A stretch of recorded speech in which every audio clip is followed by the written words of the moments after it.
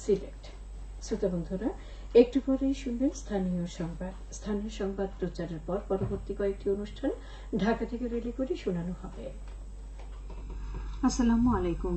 সন্ধে 7টা, বাংলাদেশ বেতার সিলেট। সংবাদ পড়ছি নন্দিনী রায়। বৃষ্টিপাতের পরিমাণ কম হলেও সিলেটে বন্যা পরিস্থিতি অপরিবর্তিত রয়েছে।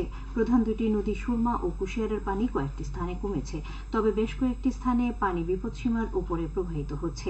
বন্যার কারণে সিলেট বিভাগের 5054টি প্রাথমিক বিদ্যালয়ের মধ্যে 889টিতে পাঠদান কার্যক্রম স্থগিত রয়েছে। এর মধ্যে কয়েকটি বিদ্যালয়কে আশ্রয়কেন্দ্র হিসেবেও ব্যবহার করা হচ্ছে। জেলা প্রশাসনের তথ্য মতে বিভাগে বন্যার্থীর সংখ্যা 6.5 লাখ।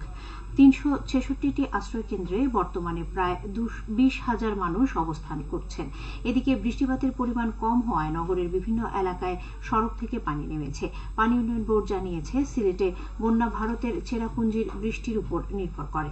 চেরাপুঞ্জিতে বৃষ্টি কমে এলে সিলেটেও বন্যা পরিস্থিতির উন্নতি হয়, আর উজানে বৃষ্টি হলে নদীর পানি বাড়তে থাকে। সরকারি বেসরকারি উদ্যোগে নগর সহ জেলায় ত্রাণ তৎপরতা অব্যাহত আছে। এরই ধারাবাহিকতায় জেলার গোলাপগঞ্জ উপজেলায় বানভাসী মানুষের মধ্যে খাদ্য সামগ্রী বিতরণ করা হয়েছে। আজ এই কার্যক্রমের উদ্বোধন করেন উপজেলা চেয়ারম্যান মঞ্জুর কাদের শাফি এলিম। উপজেলা পরিষদে আয়োজিত অনুষ্ঠানে ইউপি চেয়ারম্যান, মেম্বার ও গণ্যমান্য ব্যক্তিবর্গ উপস্থিত ছিলেন। গোলাপগঞ্জ ট্রাস্ট ইউকে এই আয়োজন করে। অপরদিকে বন্যা পরিস্থিতি অপরিবর্তিত রয়েছে মৌলভীবাজারে, তবে মন নদীর পানি কমতে থাকায় জনমনে স্বস্তি ফিরে এসেছে। জেলার 5টি উপজেলায় ও 3টি পৌরসভার প্রায় 3 লাখ লোক এখনও পানিবন্দী। বানভাসীদের উদ্ধারে জেলা ও উপজেলা প্রশাসন স্বেচ্ছাসেবক নিয়োজিত রয়েছে। জুড়ি নদী ও হাকালুকি হাওরে পানি বৃদ্ধির ফলে কুলাউড়া, বড়লেখা, জুড়ি উপজেলার বিস্তীর্ণ এলাকায় এখনো 2 থেকে 3 ফুট পানির নিচে রয়েছে। বন্যা দুর্গত এলাকায় সরকারি বেসরকারি উদ্যোগে ত্রাণ সামগ্রী বিতরণ অব্যাহত রয়েছে। পানি উন্নয়ন বোর্ড জানায়, আজ বিকেল 3টা পর্যন্ত মনু নদীর পানি সদর উপজেলার চাঁদনীঘাট ব্রিজ বিপদসীমার 10 সেন্টিমিটার ও কুলাউড়া রেলওয়ে ব্রিজে বিপদসীমার 2 সেন্টিমিটার উপর দিয়ে প্রবাহিত হচ্ছে। সদর, বড়লেখা, জুড়ি, কুলাউড়া ও রাজনগর উপজেলার বন্যা কবলিত বিভিন্ন গ্রামে আজ সকালে বন্যার্তদের মধ্যে 40,000 প্যাকেট রান্না করা খাবার, 10,000 প্যাকেট শুকনা খাবার, 2,000 প্যাকেট শিশু খাদ্য এবং 1,000 লিটার বিশুদ্ধ পানি পৌঁছে দেওয়া হয়েছে। যুক্তরাজ্য যুবলীগ ও মৌলভীবাজার জেলা সমাজ কল্যাণ সমিতি ইউকে পৃথক এই উদ্যোগ নেয়। জেলার শ্রীমঙ্গলে প্রধানমন্ত্রী শেখ হাসিনার উপহার হিসেবে 3 শতাধিক বানভাসী মানুষের মাঝে 10 কেজি করে ভিজিএফ এর চাল বিতরণ করা হয়েছে। আজ সদর ইউনিয়নের পশ্চিম শ্রীমঙ্গলে এসব উপহার সামগ্রী পৌঁছে দেন উপজেলা পরিষদের চেয়ারম্যান ভানুলাল রায়। এ সময় ইউনিয়ন পরিষদের প্যানেল চেয়ারম্যান মহসিন আহমেদ উপস্থিত ছিলেন। এদিকে হবিগঞ্জে নদ নদীর পানি আবার বাড়তে শুরু করেছে।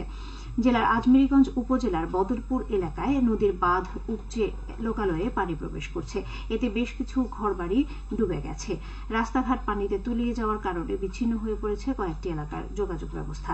আজমেরীগঞ্জ থেকে পাহাড়পুর পর্যন্ত রাস্তার বেশ কিছু অংশ পানিতে ঢুকে গেছে। পানি উন্নয়ন বোর্ড জানিয়েছে, কুশিয়ারা নদীর পানি শেরপুর পয়েন্টে 17 সেন্টিমিটার ও বানিয়াচং মারকুলি পয়েন্টে 37 সেন্টিমিটার উপরে প্রবাহিত হচ্ছে। অপরদিকে সুনামগঞ্জের বন্যা পরিস্থিতি আরও উন্নতি হয়েছে। সুরমা নদীর পানি জেলা শহরের নিকট বিপদসীমার 17 সেন্টিমিটার নিচ দিয়ে প্রবাহিত হচ্ছে। এর আগে সুনামগঞ্জ জেলার বিভিন্ন উপজেলা বন্যা কবলিত হয়ে প্রশাসনের পক্ষ থেকে 34টি আশ্রয়কেন্দ্র খুলে দেওয়া হয়। এখন আশ্রয়কেন্দ্র ছেড়ে বন্যার্তরা নিজেদের বাড়িতে যাচ্ছেন। পবিত্র মহরম মাসের চাঁদ দেখা এবং পবিত্র আশুরার তারিখ নির্ধারণের লক্ষ্যে এক সভা অনুষ্ঠিত হবে আগামীকাল। ইসলামী ফাউন্ডেশন বায়তুল মোকাররম সভাকক্ষে জাতীয় চাঁদ দেখা কমিটি এই সভার আয়োজন করেছে। এতে সভাপতিত্ব করবেন ধর্মমন্ত্রী মোহাম্মদ ফরিদুল হক খান। চা শ্রমিক দম্পতি ও কিশোর কিশোরীদের নিয়ে পরিবার পরিকল্পনা ও প্রজনন স্বাস্থ্য বিষয়ক উঠান বৈঠক অনুষ্ঠিত হয়েছে আজ মৌলভীবাজারে। সদর উপজেলার মৌলভী চা বাগানের নাট মন্দিরে এই বৈঠকে প্রধান অতিথি ছিলেন সংসদ সদস্য জিল্লুর রহমান। জেলা civil service surgeon Chowdhury Jalal Uddin মোর্শেদের সভাপতিত্বে বৈঠকে উপস্থিত ছিলেন সাবেক সংসদ সদস্য সৈয়দা জহুরা আলাউদ্দিন। এতে চা শ্রমিক দম্পতি ও কিশোর কিশোরী সহ 3 শতাধিক ব্যক্তি উপস্থিত ছিলেন। স্বাস্থ্য বিভাগ ও পরিবার পরিকল্পনা অধিদপ্তর যৌথভাবে এর আয়োজন করে। সিলেটের গোলাপগঞ্জ উপজেলার ভাদেশ্বর দক্ষিণ ভাগ ছোটকুড়া রাস্তার পাকাকরণ কাজ শুরু হয়েছে। এতে ব্যয় হচ্ছে 1.5 কোটি টাকা। স্থানীয় সরকার প্রকৌশল অধিদপ্তর কাজটি বাস্তবায়ন করছে। এবারে শুনুন কৃষি সংবাদ। উঁচু নিচু পাহাড়ি টিলা গা ঘেঁষে আগাম জাতের আনারসের চাষাবাদ বাড়ছে মৌলভীবাজারের শ্রীমঙ্গলে। শহরের বিভিন্ন অলিগলি কিংবা প্রত্যন্ত এলাকার গ্রামীণ হাট বাজার সর্বত্রই এখন মৌসুমী রসালো ফল আনারসের মৌ ঘ্রাণ বিরাজ করছে। উপজেলা কৃষি অফিস জানায়, এখনকার উষ্ণ ও আর্দ্র জলবায়ু আনারস চাষের জন্য খুবই উপযোগী। উপজেলার বিভিন্ন পাহাড়ি এলাকায় এবার প্রায় 430 হেক্টর জমিতে আনারস চাষ হয়েছে। অন্যান্য বছরের চেয়ে এবার উৎপাদন ভালো হওয়ায় লাভের মুখ দেখছেন চাষিরা। পাশাপাশি আমদানি বেশি হওয়াতে আনারসের দাম সাধ্যের মধ্যে রয়েছে। সবশেষে আবহাওয়া। রাত 1টা পর্যন্ত পূর্বাভাসে বলা হয়েছে, সিলেট সহ পার্শ্ববর্তী এলাকায় দক্ষিণ পশ্চিম দিক থেকে অস্থায়ীভাবে ঘন্টায় সর্বোচ্চ 60 কিলোমিটার বেগে দমকা থেকে ঝোড়ো হাওয়া বয়ে যেতে পারে। সেই সঙ্গে হতে পারে বৃষ্টি অথবা বজ্র সহ বৃষ্টিপাত। এসব এলাকার নদীবন্দর সমূহকে 1 নম্বর সতর্কতা সংকেত দেখাতে বলা হয়েছে। আজ সিলেটের সর্বোচ্চ তাপমাত্রা ছিল 30.2 ডিগ্রি এবং সর্বনিম্ন 26 ডিগ্রি সেলসিয়াস।